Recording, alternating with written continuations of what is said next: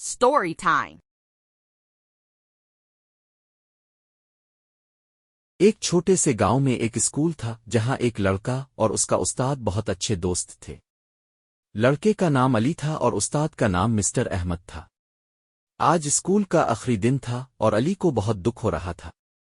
ये दिन अली के लिए खास था क्योंकि मिस्टर अहमद इसके लिए न सिर्फ एक उस्ताद थे बल्कि एक रहनुमा, एक दोस्त और एक बेहतरीन मुशीर भी थे। अली ने अपने बस्ते को तरतीब दिया और अपनी नशिस्त के करीब बैठा। मिस्टर अहमद क्लास में दाखिल हुए और तमाम बच्चों को अलविदा कहा। वो जानते थे कि ये उनके स्कूल में आखिरी दिन है और उन्हें अपने पीछे एक खूबसूरत यादें छोड़नी है। अली ने मिस्टर अहमद की तरफ देखा और आहिस्ता से कहा, मिस्टर अहमद, क्या आप हमें छोड़कर जा रहे हैं? मिस्टर अहमद ने मुस्कुराहट के साथ जवाब दिया, हाँ अली, लेकिन याद रखो मैं हमेशा तुम्हारे करीब होऊंगा। तुम्हें कभी अकेला नहीं छोड़ूंगा। अली ने आहिस्ता से सर हिलाया और फिर अपनी नजरें नीचे कर लें। वो जानता था कि मिस्टर अहमद का दिल भी उनकी जुदाई से टूट रहा था।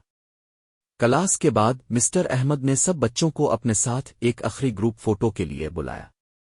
वो जानते थे कि ये लम्हा उनकी जिंदगी का एक खास हिस्सा बनने वाला था। अली ने मिस्टर अहमद के साथ खड़े होकर फोटो बनवाया और दिल ही दिल में वदा किया कि वो हमेशा अपने उस्ताद की तालीमात को याद रखेगा। जब स्कूल का वक्त खत्म हुआ, मिस्टर अहमद और अली ने एक दूसरे को आखिरी बार गले लगाया। अली ने कहा, अब के बगैर स्कूल कभी पहले जैसा नहीं होगा। मिस्टर अहमद ने कहा, अली, जिंदगी में मुश्किलात आएंगी लेकिन तुम्हारे अंदर जो इल्म और हिम्मत है वो तुम्हें हमेशा कामयाब बनाएगा। ये दिन अली के लिए एक नया आगाज था जहां वो अपनी जिंदगी की नई राहों पर चलने की तैयारी कर रहा था, मगर मिस्टर अहमद की दुआओं और सिखाई हुई बातों के साथ।